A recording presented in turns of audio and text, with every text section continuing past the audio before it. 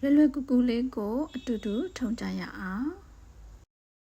မင်္ဂလာပါရှင်ဒီတစ်ပတ်ပညာဒါနာထုံးပြပေးမဲ့ပုံကလည်းအားလုံးလိုက်ထုံရတာလွယ်ကူမဲ့ပုံလေးဖြစ်မယ်လို့ထင်ပါတယ်စတုံးထုံးမယ်ဆိုလို့ရှိရင်စပင်ကိုခြေထားမယ်ဘေးစီကိုနားနောက်အထိခွဲထားပါတယ်အခုချိုကတော့ဒီစပင်ကိုဘာမှမလုပ်ထားဘူးပေါ့နော်ခြေတာဖွာတာတခုမှမလုပ်ထားတဲ့အတွက်စတုံးထွက်လာတဲ့အခါနည်းနည်းလေးဘေးကဖွာထွက်နေတာရှိတယ်ဆိုရင်နည်းနည်းသိခံပြီးကြည့်ပေးကြပါစတုံးထုံးတဲ့အခါလိုအပ်တဲ့ပစ္စည်းတွေ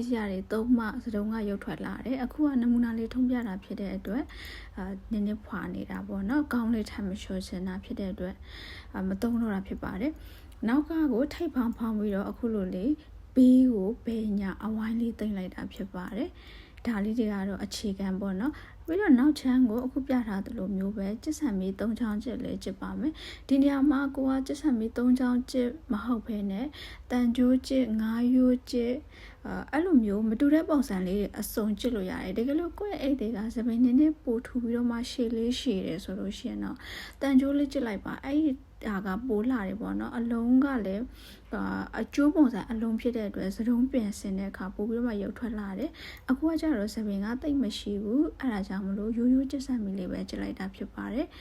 ဖန်စီပုံစံမျိုးလေးသွားချင်တာဖြစ်တဲ့အတွက်ကျစ်ဆန်မီကိုကျစ်ပြီးတဲ့အခါနည်းနည်းလေးဆွဲထုတ်ပါပြီးရင်အခုပြထားသလိုခွင်းလေးလောက်လိုက်တာပေါ့နော်နှစ်ဖက်စလုံးကိုအတူတူပဲကွင်းပုံစံလေးလောက်လိုက်တယ်အဲ့ဒါကိုဟိုဘက်ဒီဘက်အခုလိုလေးရှိုးပြီးတော့မှစတုံးပုံစံပြန်ပြီးတော့ကလစ်နဲ့ထိုးလိုက်တာဖြစ်ပါတယ်ဆို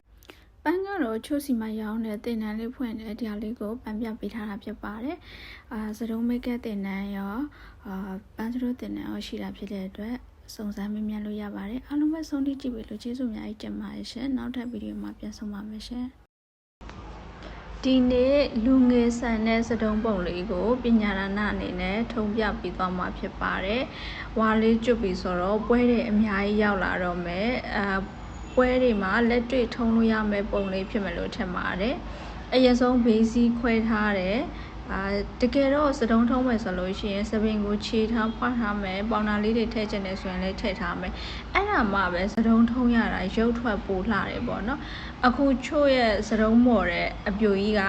ခေါင်းပြန်လျှော်ရမှာဆိုလို့ကျမကသူ့ကိုခြေလည်းမခြေဘူးဖွာလည်းမဖွာဘူးပေါင်နာလည်းမထည့်ဘူးစပရေးတွေ wash တွေတခုမှမသုံးပါဘူးသူ့ရဲ့ငကိုစပင်အတိုင်းလေးပဲဒါ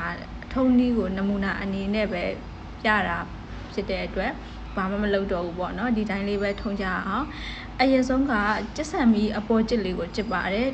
စတုံးတွေထုံးမယ်ဆိုလို့ရှိရင်တော့ကျစ်ဆန်မီလေးတွေနပင်လိန်လေးတွေဒါမျိုးလေးတွေကို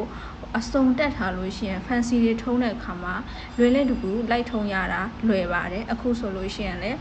အလဲကိုကျစ်ဆန်မီအပေါ်ကျစ်လိုက်ပြီးတော့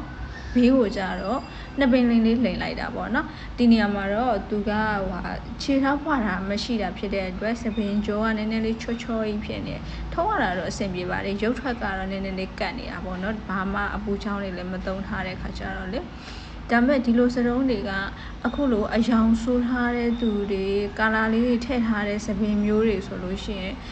အခုတွေ့တဲ့အတိုင်းပဲသူကလှတယ်ပေါ့နော်လူငယ်လေးပိုဆန်တယ်ဒီထုံးလေးဆိုလို့ရှိရင်ချိုးရဲ့အကောင့်မှာ page မှာခဏတင်ဘူးတယ်လို့ထင်တယ်တချို့ရတဲ့သူတွေလည်းရမယ်လို့ထင်တယ်ပေါ့နော်ထုံးတဲ့နေရာတိတ်မခတ်ဘူးအဓိကကျစ်ဆန်မီးတွေနှစ်ပင်လိန်တွေကိုပဲထည့်ပြီးတော့မှထုံးသွားတဲ့စတုံးလေးဖြစ်တယ်စကန်ကကိုယ့်ရဲ့ဧည့်သည်ရဲ့စပင်အထူအပါပုံမူတည်ပြီးတော့အကြီးအသေးထည့်လို့ရတယ်တကယ်လို့စပင်ပါတယ်ဆိုလို့ရှိရင်တော့ခတ်ထူလေးထည့်ပေါ့နော်သူကတော့စပင်တိတ်မပါလို့ချိုးကစကန်တိတ်မကြီးပင်နဲ့တသေးကိုပဲတုံထားလိုက်တယ်ပေါ့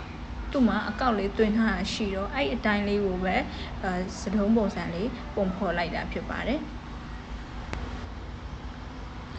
ဒါစတုံးပုံစံဖြစ်သွားပြီဆိုလို့ရှိရင်တော့လှလှလေးဖြစ်အောင်လိုအပ်တဲ့နေရာတွေစခွားနဲ့ကလေးနဲ့တကယ်လို့ခြိုက်နေတဲ့နေရာဆိုရင်လည်းဘီချွန်နဲ့အဲ့လိုမျိုးလိုက်ပြီးတော့ထုတ်ပေါ့နော်ပြီးရင်တော့ပန်းကတော့ချိုကဒါကြော်ညာနမူနာအနေနဲ့ပန်ပြတာဖြစ်ပါတယ်ဒီပန်းခက်လေးဆိုလို့ရှိရင်အရန်လာတယ်အခုချိုပန်ပြထားသလိုမျိုးသူပါတဲ့အတိုင်းပြပြလေးပန်ချင်တယ်ဆိုရင်လည်းရတယ်တကယ်လို့ကအကြီးမကြိုက်ဘူးအဲ့လိုတေးသေးစွစွကလေးတွေကြိုက်တယ်ဆိုရင်လည်းအဲ့ဒီပလဲကိုနည်းနည်းလေးဆုပ်လိုက်ပြီးတော့အပေါ်ဘင်းကိုပင့်တင်လိုက်ပြီးတော့အဲ့လိုမျိုးပန်ချင်တယ်ဆိုရင်လည်းလှတယ်ပေါ့နော်အဲ့လိုလေးရအောင် လှုပ်ထားတဲ့ဒီဇိုင်းဖြစ်တယ်နောက်တစ်ခုကပန်းပွင့်ကလည်းချိုးကရောင်စုံသုံးပေးထားတယ်တကယ်လို့ဒီဟာကိုပန်းရောင်နဲ့ပန်းလည်းရတယ်ပေါ့နော်ပန်းအခုပြထားတဲ့ပန်းတွေကတော့ဒီစတုံးနဲ့လိုက်ဖက်တဲ့ပန်းလေးတွေဖြစ်ပါတယ်အဲ့ဒီဟာလေးတွေကိုပြောင်းပြီးတော့မှပန်းရင်လေတော်တော်လေးလှတယ်ပေါ့နော်စဒိုးဆိုလို့ရှိရင်လည်းရတယ်အခုဒီပြတဲ့အဖြူလေးဆိုလို့ရှိရင်လည်းဘယ်ညာနှစ်ခက်လေးရတယ်တစ်ခက်ထဲပန်းချင်လည်းရတယ်အားလုံးတရင်ကျွတ်မှာပွဲတက်တွေသူတို့သမီးတွေအတွက်စဒုံးမိတ်ကပ်စပြီးတော့ပြင်ပေးနေပါပြီရှင်အားလုံးပဲဆုံးဖြတ်ကြည့်ပြီလို့ကျေးဇူးအများကြီးတင်ပါတယ်နောက်ထပ်ဗီဒီယိုမှာပြန်ဆုံပါမယ်ရှင်